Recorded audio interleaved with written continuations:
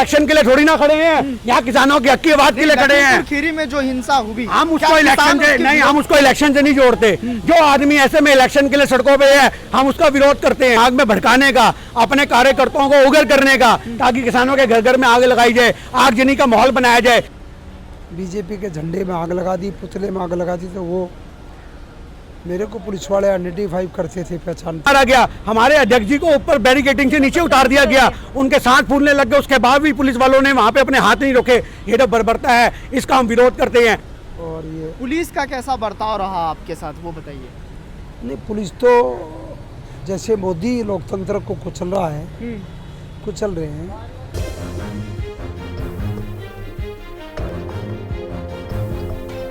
और मैं ये बार बार यही कहना चाहती हूँ। आपका नाम क्या है, कहाँ से आए हैं आप? जी, मैं गिन्नी सानी हूँ, दिल्ली उत्तम नगर।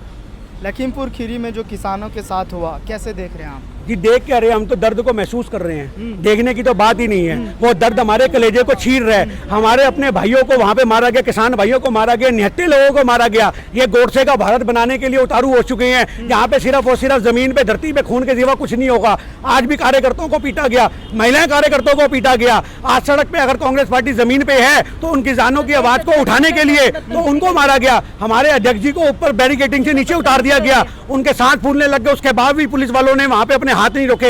ये तो बर्बरता है, इसका हम विरोध करते हैं। ये तो तानाशाही है, इसका हम विरोध करते हैं। हमारी प्रियंका गांधी जी को वहां पे हाउस अरेस्ट कर लिया गया, उसका हम विरोध करते हैं। एक महिला से कांग्रेस पार्टी के जो एक कार्यकर्ता है, उनसे योगी सरकार डरती है। ये कांग्रेस से डरने वाले लोग हैं, इसलिए ये कांग्रेस की छवि को खराब करने का काम करते हैं। नेशनल मीडिया की तो मुंह पे बिल्कुल तूतनियां चिपकी पड़ी हुई हैं, उनकी जबान नहीं खुलती नेशनल मीडिया की। कांग्रेस के समर्थन में उनको पता है कि अगर एक पोस्ट भी वो चला देंगे, उनको ये बात अच्छे से पता है कि अगर कांग्रेस के समर्थन में हमने एक दिन भी मीडिया चला दिया ना, जो कांग्रेस जमीन पे काम कर रही है, तो मोदी जी को और योगी जी को लोग जमीन से उतार करके सड़क पे उतार के फेंक देंगे। कहा जा रहा लखीमपुर खीरी में भारतीय जनता पार्टी के लोग मरे हैं। भारतीय जनता पार्टी के लोग तो उन्होंने मरवा दिए।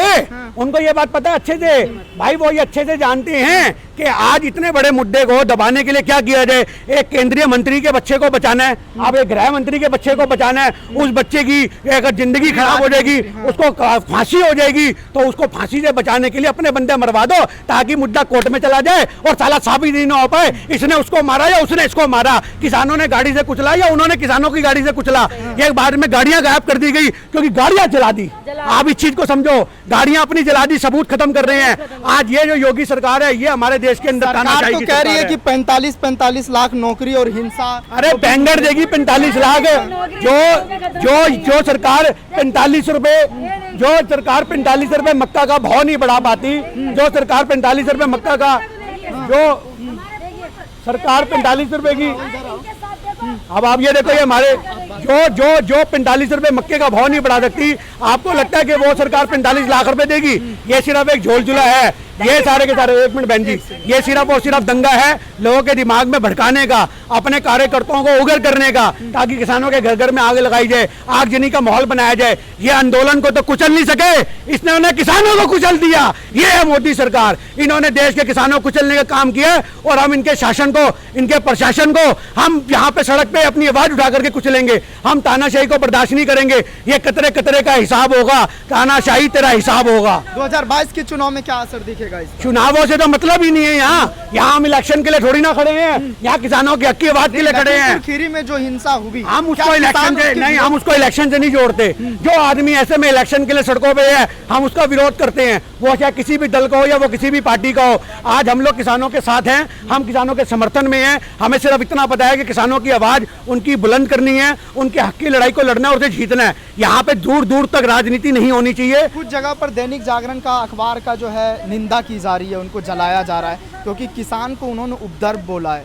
इस पर क्या कहेंगे आप? देखिए, आज दैनिक जागरण के खिलाफ तो आपको पता है किसानों ने पहले भी गाजीपुर में आग लगाई थी, उनका विरोध किया था। आप ये लोग तो पहले ही मोदी सरकार के एजेंट बन चुके हैं। आज प्रिंट मीडिया, नेशनल मीडिया, मैं आपको कहता रहा हूँ बार बार कि अगर 4 दिन के लिए प्रिंट मीडिया और नेशनल मीडिया ईमानदार हो जाए तो देश का तख्ता पलट हो जाएगा, तख्ता पलट। आज हमारे देश के अंदर चाहे केजरीवाल हो या हमारे देश के अंदर विधायक जी आइए, ये हमारे विधायक जी हैं। देखिए बर्बरता, ये देखिए पूर्व विधायक हैं। देखिए कैसे चोट लगी आपको, वो बताइए मुझे। पुतला लेके जा रहे थे तो पुलिस उसको खोस रही थी।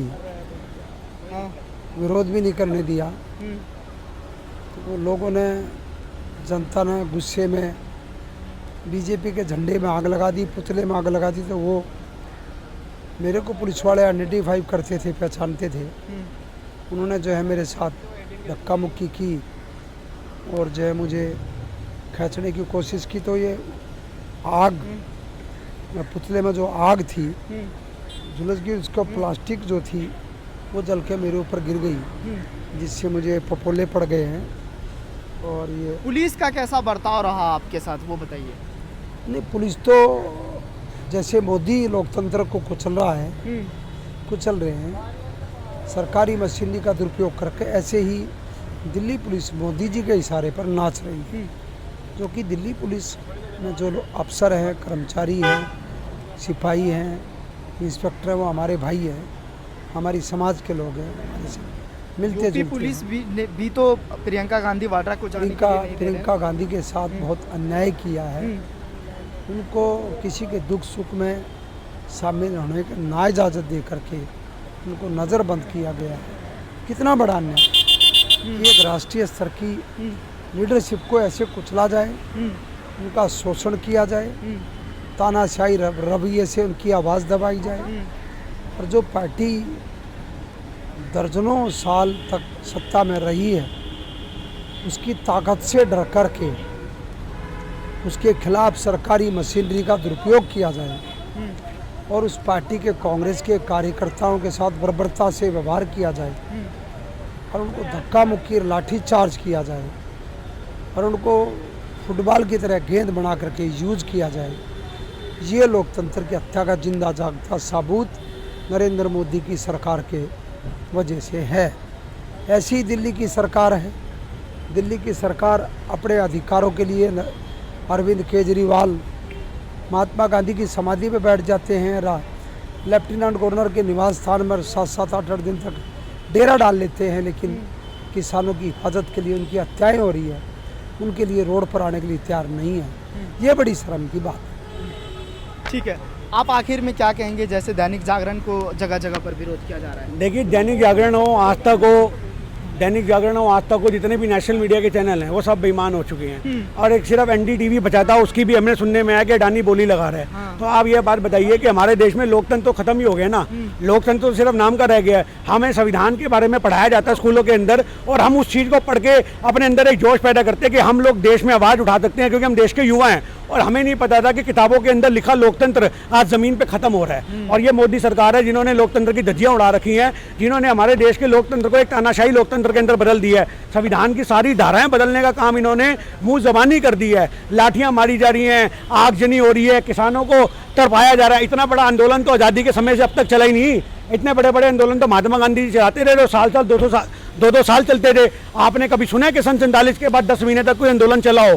10 दिन तक आंदोलन चलाने की क्षमता नहीं हो पाती। पर यह भारत का किसान है जिसने 10 महीने से आंदोलन को जारी रखा है और 10 महीने से अपनी आवाज़ को बुलंद किया है। और हम किसानों के समर्थन में हैं और हम किसानों के साथ हैं, अपनी आखिरी सांस तक किसानों के साथ रहेंगे। और इस चीज़ को हम आखिरी मैसेज आपके माध्यम से ये देना चाहते हैं कि मोदी सरकार तीनों बिलों को रद्द करे, नहीं तो आज आपको बता दूं संसद का घेराव होगा और संसद के घेराव के बाद मोदी सरकार के इस्तीफे की लगातार मांग होगी।